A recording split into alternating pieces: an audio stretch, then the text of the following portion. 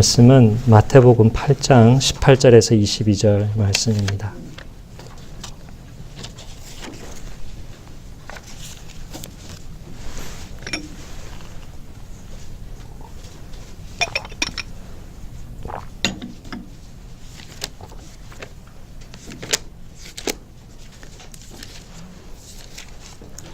신약성경 11페이지에 있습니다. 예수님의 말씀을 우리 모두 함께 듣겠습니다. 예수께서 무리가 자기를 애워싸는 것을 보시고 건너편으로 가기를 명하시니라. 한 서기관이 나와 예수께 아뢰되 선생님이여 어디로 가시든지 저는 따르리이다. 예수께서 이르시되 여우도 굴이 있고 공중의 새도 거처가 있으되 인자는 머리 둘 곳이 없다 하시더라. 제자 중에 또 한 사람이 이르되 주여 내가 먼저 가서 내 아버지를 장사하게 허락하옵소서. 예수께서 이르시되 죽은 자들이 그들의 죽은 자들을 장사하게 하고 너는 나를 따르라 하시니라. 아멘. 사실 몇 주 전 수요 기도회 때 설교했던 본문입니다. 원래 이 본문 설교하려고 했던 것이 아니고 주중에 읽어가는 묵상의 말씀 안에서 설교를 이렇게 뽑아서 하고 있죠.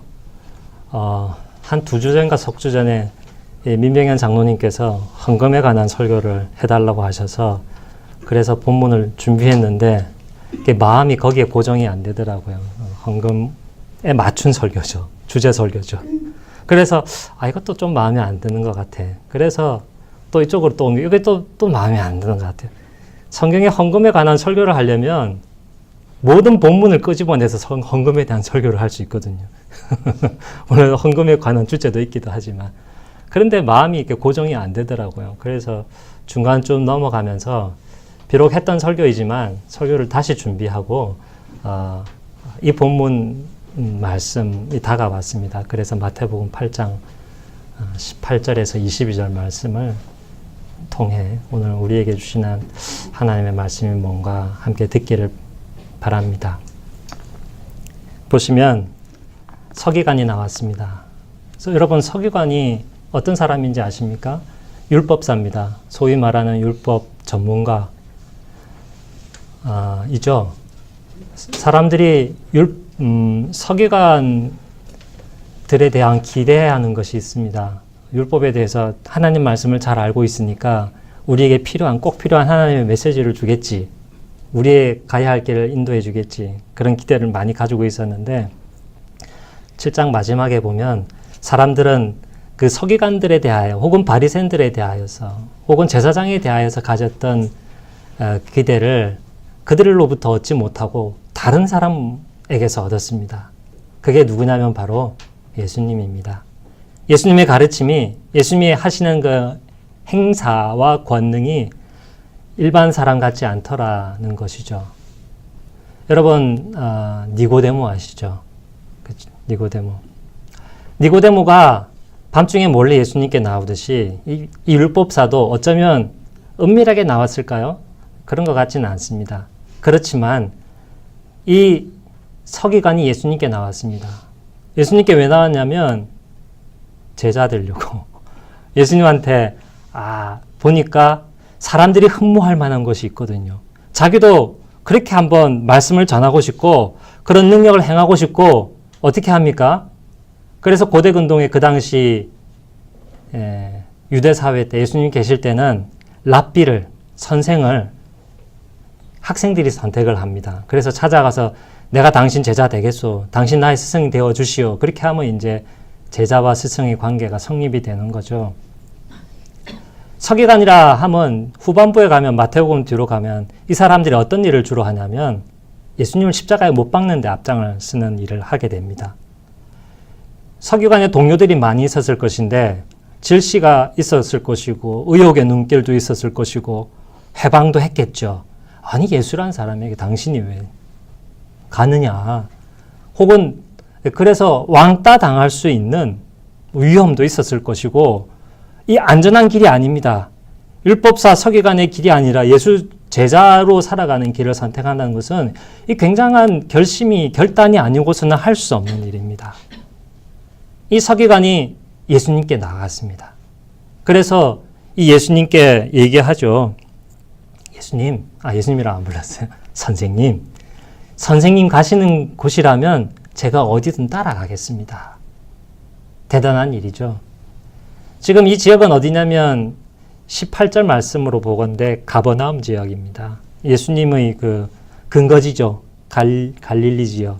나사렛도 가깝고요. 이 갈릴리 호수 서북 쪽에 있는 가버나움. 예수님은 이제 거기서 배를 타고 어디로 가시려고 하냐면 거기가 북서쪽에 있으니까 동북쪽, 북동쪽이라고 할까요? 거라사, 가다라고로 얘기를 하는데 28절에 데카폴리스라고 데가볼리라고 성경에 지명에 나와 있죠. 그 지역 중에 하나입니다. 유대인들이 사는 지역이 아니고 비유대인들이 거주하는 지역이어서 예수님 앞에 나와서 내 병 좀 고쳐주세요 하고 사람들이 밤낮 가릴 거 없이 막 뭐 구름대처럼 몰려들지 않습니까? 그런 사람들로부터 조금 비껴나서 예수님이 좀 휴식 좀 취하고 제자들과 함께 오붓하게 휴식도 하면서 체력 보충도 하면서 어떻게 해요? 제자들을 양육하는. 이 다음에 예수님이 가고 떠나시면 그 일을 제자들이 해야 되기 때문에 제자들 양육할 기회가 필요했거든요. 그래서 배를 타고 이제 가다라 지방으로, 거라사 지방으로 가자고 제자들에게 명령하시는 그 순간인 것 같습니다. 누가복음을 보면 좀 다른 맥락이기도 하지만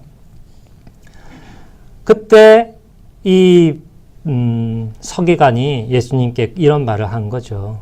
보통 예수님을 제자들이 부르는 호칭이 있습니다. 보통 뭐라고 불렀을까요? 선생님 하고 불렀을까요? 보통 주여 이렇게 불렀습니다. 키리오스, 주여. 그런데 이 사람은 좀 생뚱맞습니다. 선생님. 일반적인 말입니다. 예수님에 대한 믿음이 아직 잘 채워지지 않은 사람들이 예수님을 가리켜서 선생님 이렇게 많이들 불렀죠.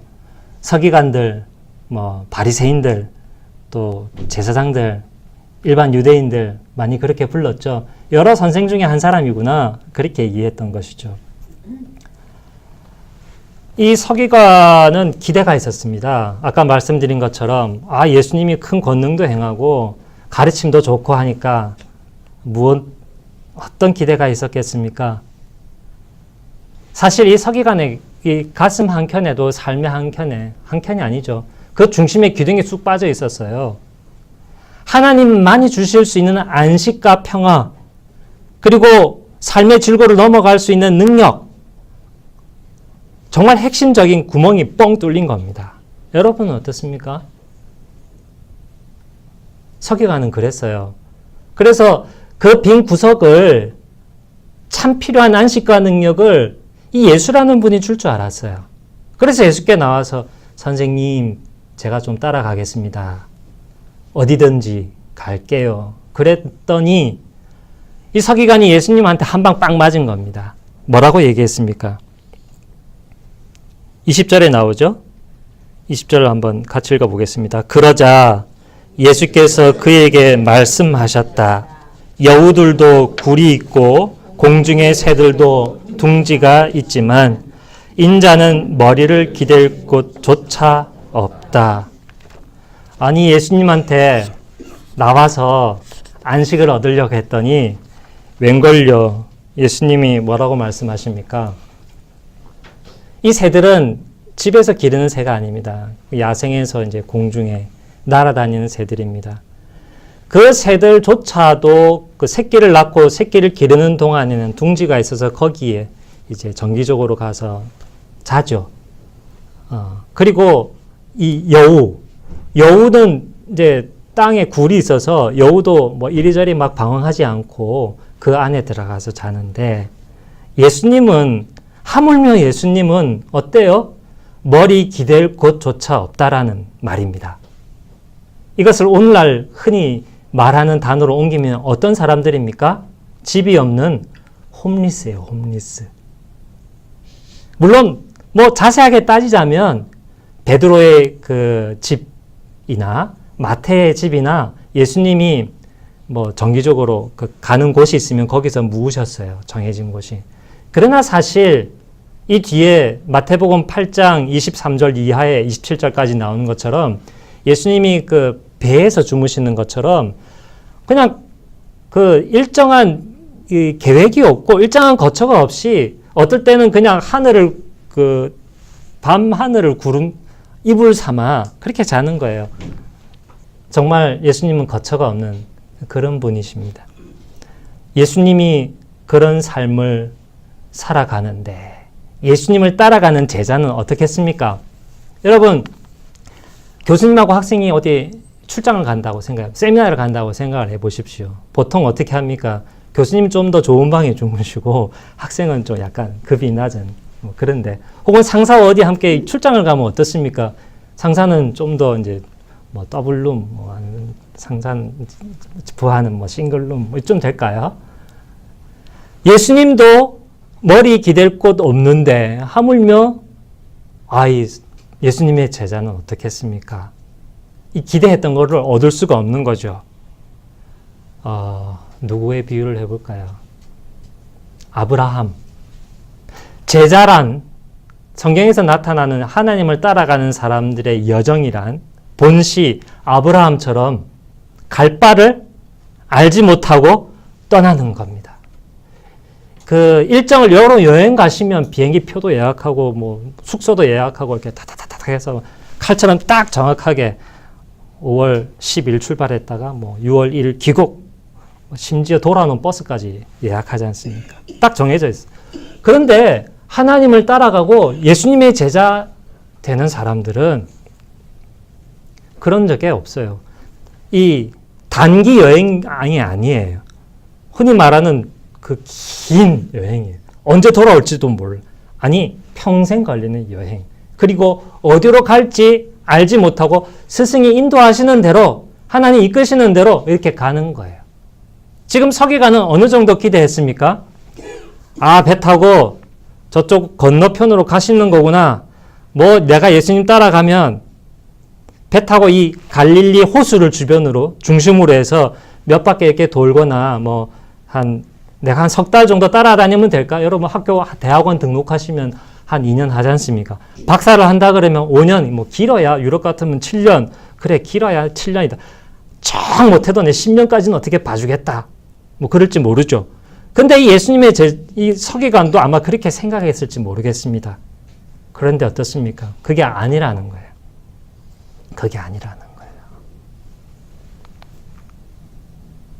우리가 그렇습니다.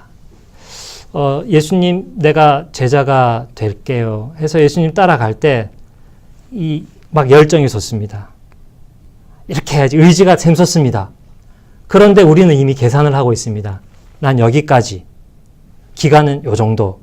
예수님이 요 정도 이상 요구하시면 안 돼요. 나는 요 조건이니까 요 안에 딱 틀 맞춰서 내가 예수님 제자 할게요. 싹 가는 겁니다. 그런데 여러분, 서기관, 이 예수님을 부른 호칭과 21절, 22절에 나와 있는 또 다른 제자가 예수님을 부르는 호칭 같습니까? 다릅니까? 다르죠? 뒤에 제자는 예수님을 주여 이렇게 부릅니다. 주라는 말은 구약 성경으로 옮기자면 여호와쯤에 해당하는 말이기도 하고요. 뭐 주인에 해당하는 말이기도 한데 어쨌거나 앞에 그 8장 1절서부터 17절까지 나와 있는 내용을 보면 예수님은 보통 분이 아니에요.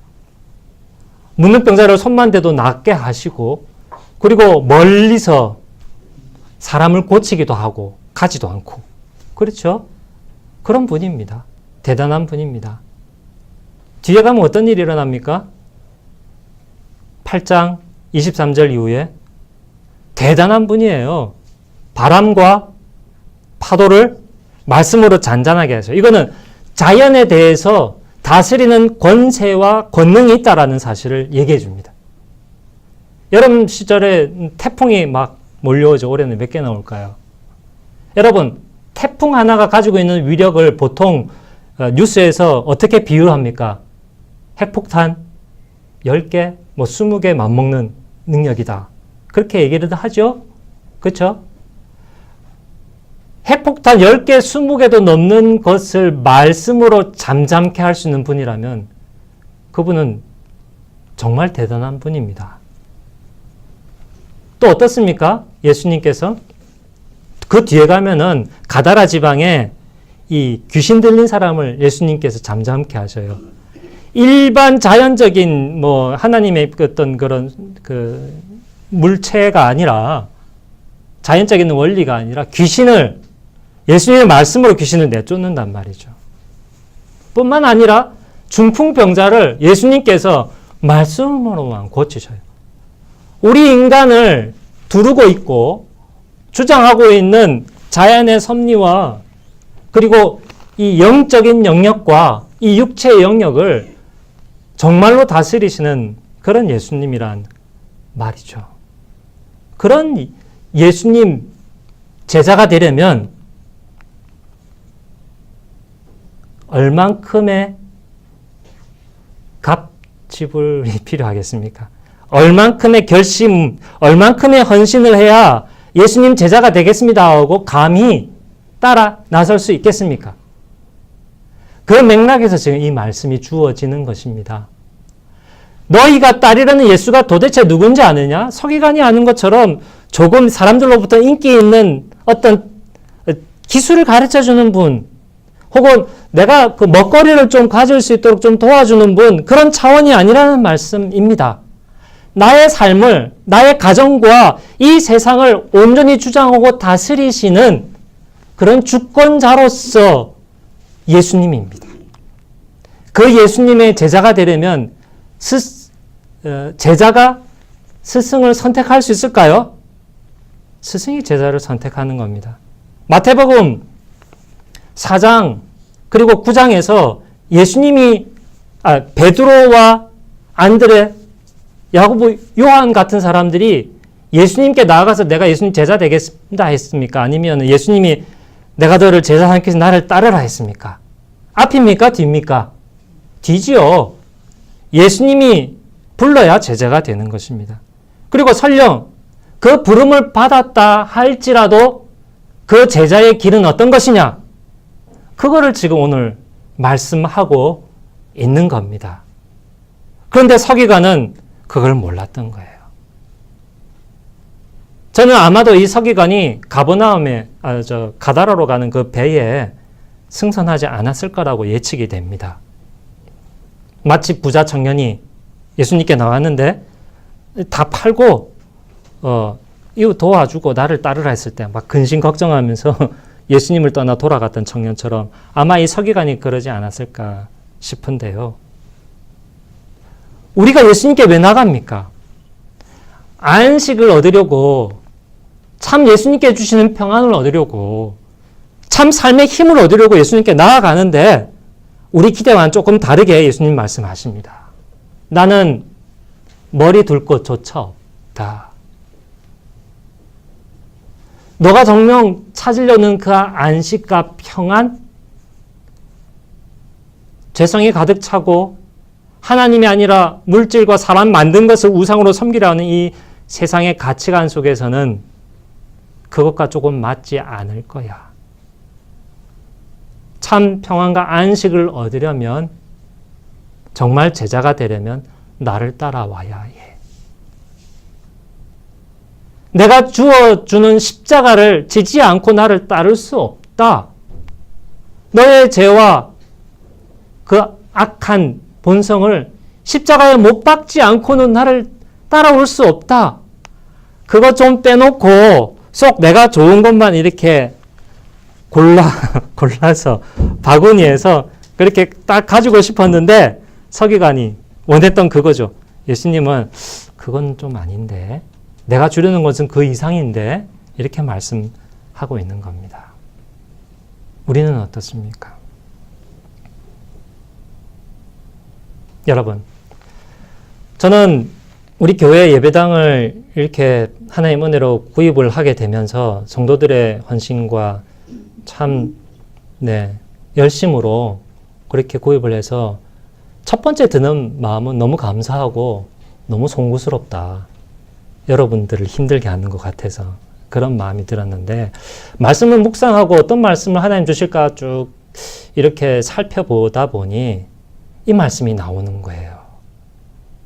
예수님도 머리 기댈 곳 없었는데, 여우도 새도 그들이 쉬는 곳이 있지만 예수님은 그런 곳이 없었는데, 예수님을 따라가는 우리야 하물며 얼마나 더 그렇겠느냐.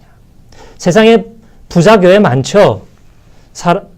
그래서 건물도 크고 좀 좋게 짓는 재산도 많은 교회들이 있습니다. 그것을 부정하고 부인하려는 건 절대로 아닙니다.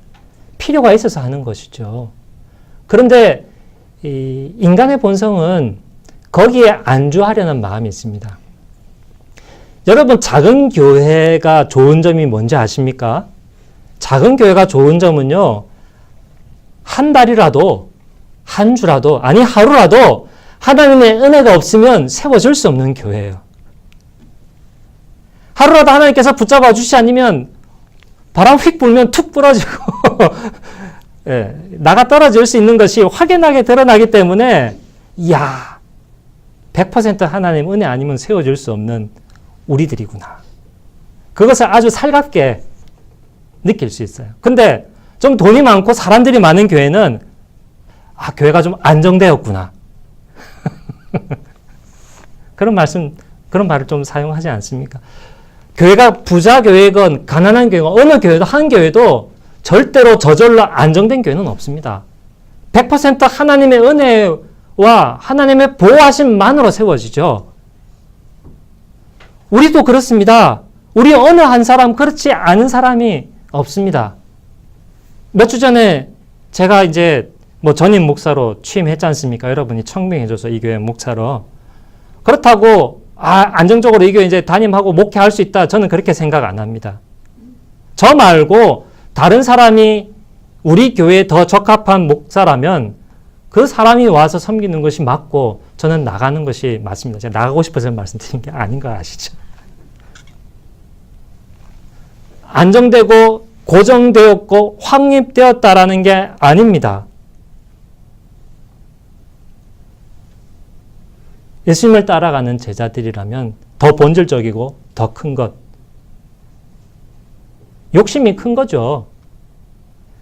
단순히 눈앞에 놓인 것의 문제의 해결이 아니라 천재를 다스리고 모든 영적인 권세, 귀신, 심지어 몸의 건강까지도 주관하시는 예수님 앞에서 예수님께 그걸 다 맡기고 예수님께서 선하게 처분해 주시기를 바라면서 그것을 어떻게 사용하고 그 안에서 질서 있게 살아가는 것이 선하고 좋은 것인가, 그것을 예수님께 배우려고 하는 굉장히 고도로 욕심 많은 일을 하고 있는 거죠. 우리들은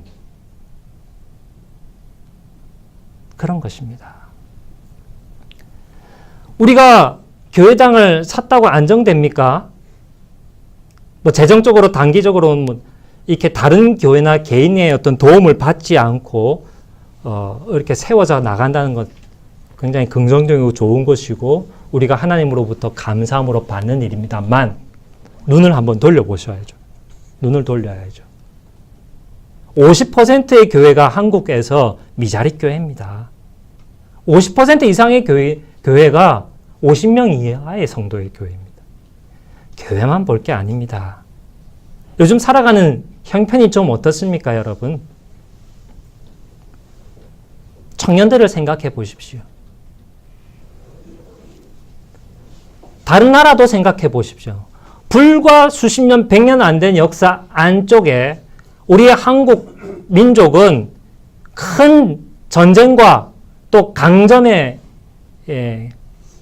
경험을 가지고 있는 민족입니다. 국가입니다. 그 기간 동안 우리 선조와 선배들은 유리방황한 사람들이 많죠. 소위 말하는 요즘으로 치면 뭐죠? 난민입니다. 난민으로서 유리방황했는데 사람들이 그들을 다른 국가들이 받아준 거죠. 자유를 위하여 목숨을 걸고 싸울 때 불쌍하니까 가나안 나라에서도 와서 참전해주고 자기의 생명을 걸고 도와줬습니다. 우리 어떻게 해야 됩니까? 물론 국가의 안전보장과 사회 질서 확립을 위하여서 외국의 난민이 오는 것 좀 경계하는 것 필요하겠죠. 그러나 난민 심사를 하는 최소한의 어떤 시스템을 확충하는 일에 대해서도 그거 하지 말자고 반대하고 반대 서명하는 것이 저는 좀 이해가 안 가게 여겨지는 것이죠. 교회든 사회든 예수님은 지금 어디에 관심을 두고 있습니까? 예수님은 인기 절정이에요. 18절 보시면 무리가 예수님을 막 애워싸고 있거든요. 인기 짱이죠. 요즘 말로 하면 SNS 팔로워 100만, 1000만, 요즘 유튜브 1억 뷰 넘어가면 그걸로 이게 되잖아요, 이게. 예수님이 그런 아주 진짜 그럴 수 있는 능력과 인기를 한 몸에 얻었는데 그 순간 어디로 옮겨요? 자, 떠나자. 마태복음 8장 17절에 예수님께서 상한 갈 때도 꺾지 아니하시고 가난하고 줄이고 병든 자를 위하여서 낮아지시고 섬기려는 그런 예수님의 모습이 나오죠. 지금 당장 예수님 인기 얻는 게 중요한 게 아니에요. 진정 그들을 위하고 진정 온 하나님의 지으신 인류를 위하여서 예수님이 해야 할 일이 있기 때문에 두루두루 유리방황, 머리 기댈 곳 없이 다니시는 거죠.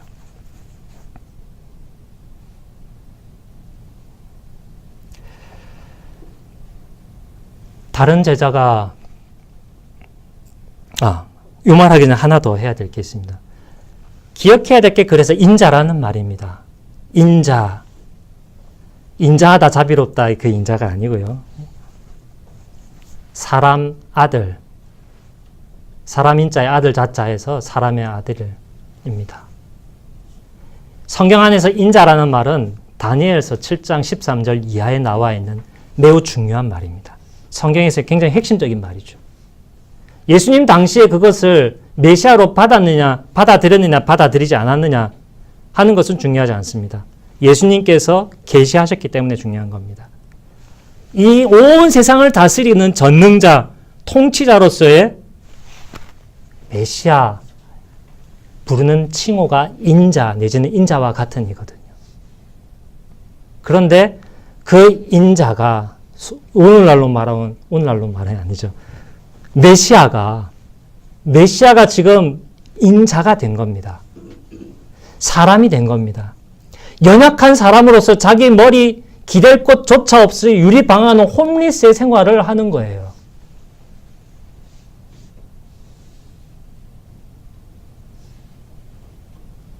왜 낮아지십니까, 예수님이?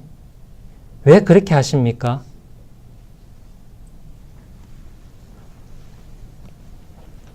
성경 안에서 예수님께서 만나시는 사람들은 우연히 만난 존재들이 아닙니다. 뽕나무 아래 키 작은 삭개오 여리고에서 만났죠.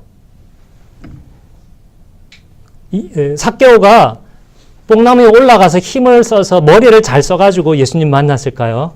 아닙니다. 예수님은 삭개오를 만나기 위해서 여리고로 가셨고 삭개오를 향해서 나가셨습니다. 삭개오가 뽕나무에 올라갔건 그 집안 구석에 박혀있건 예수님은 삭개오를 만나셨을 거예요.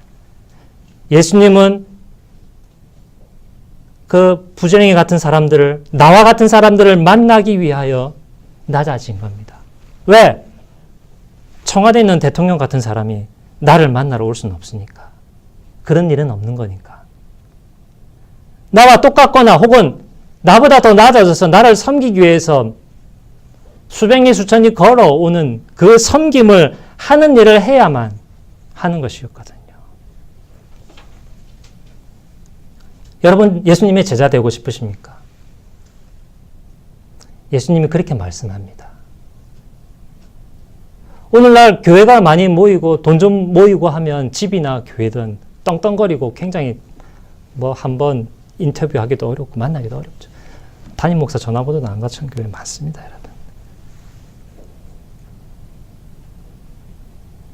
우리는 왜 예수님의 제자가 되려 합니까? 떵떵거리기 위함입니까? 낮아져 섬기라고 예수님 말씀합니다. 인자같이 되라고. 아이러니죠. 메시아가 낮고 약한, 머리 기댈 곳 없는, 유리방황하는 홈리스. 부조화입니다. 부조화. 이 부조화는 지금 누구에게 또 부조화로 나타납니까? 우리에게. 예수님의 제자, 하나님의 자녀가 이 땅에서 홈리스처럼 유리방황하는 게 말이나 됩니까, 여러분? 왜 예수님은 우리에게, 하나님은 욥처럼 고난의 삶을 살게 하십니까? 부조하죠. 말이 안 돼요. 이해가 안 돼요. 그러나 그 과정을 통해서 우리는 위를 보는 것이 아니라 옆을, 아래를 보면서 내가 받은 은혜를 함께 나누고 함께 하나님 받은 사랑을 나누며 살아가라고 말씀합니다. 그런 사람이 복된 사람이거든요.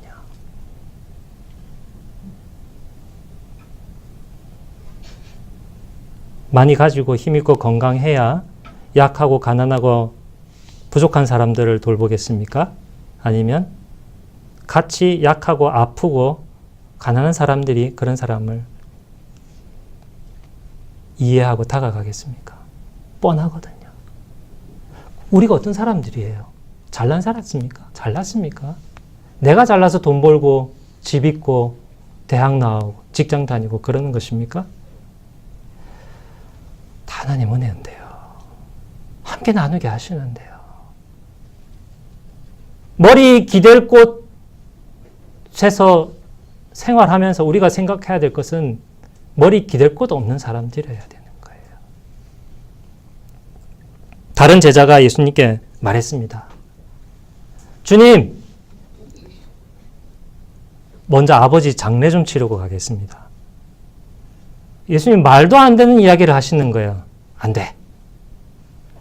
나를 따르라. 죽은 자들이 죽은 자들을 장사하게 맡겨두고 너는 나를 따라와. 큰일 났습니다. 예수님은 극단적입니다. 이럴 수가요. 이럴 수가 있습니까, 여러분?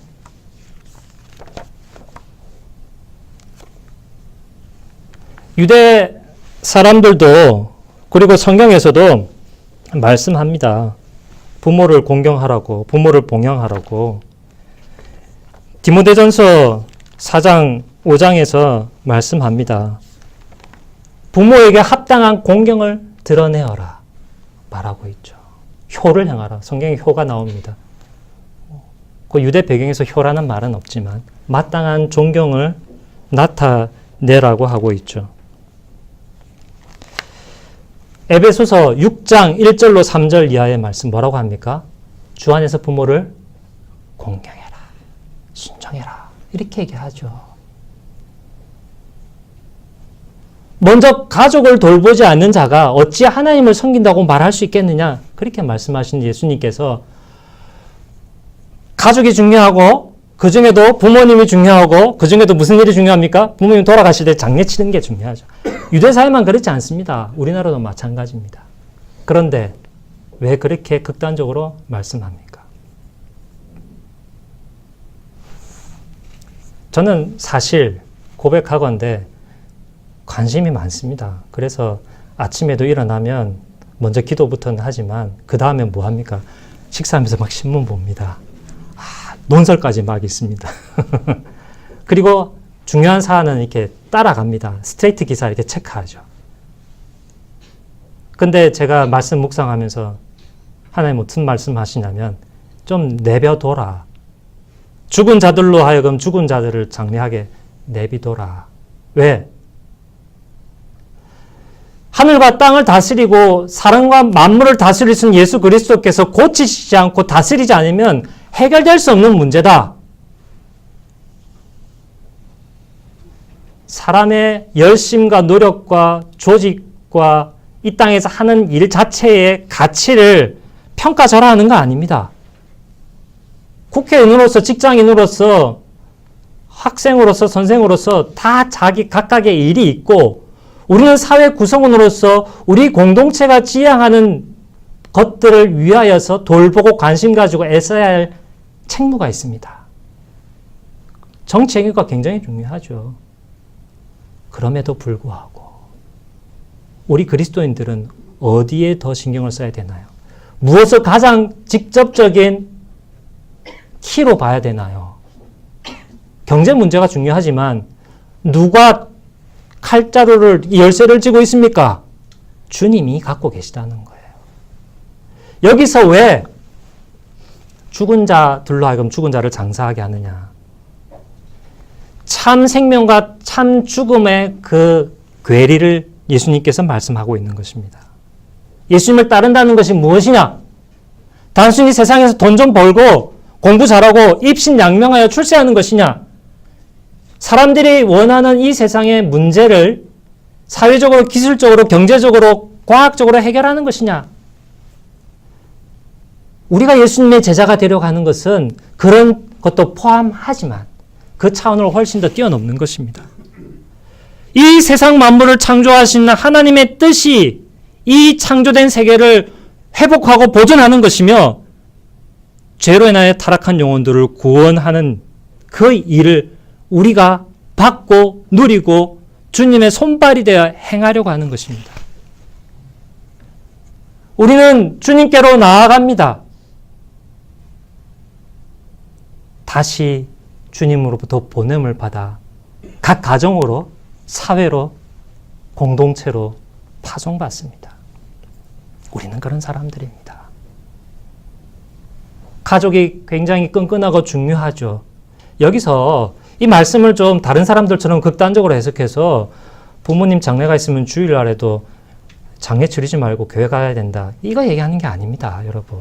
괜찮아요, 여러분. 장례식 있으면 집안 가정 잘 치러야 됩니다. 이거는 모델 시범 케이스로 예수님께서 극단적으로 말씀하시는 설교의 방식입니다. 무엇을 얘기하고자 하시는 것입니까? 우선순위, 우선권, 중요도 뭐예요?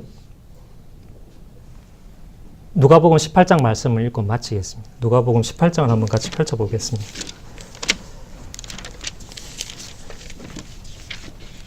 읽고 제가 잠깐 코멘트하고 마치겠습니다.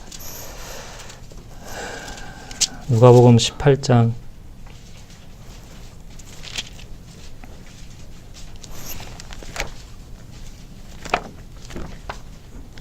29절 30절. 제가 요한복음을 펼치니까 9절이 안 나오죠.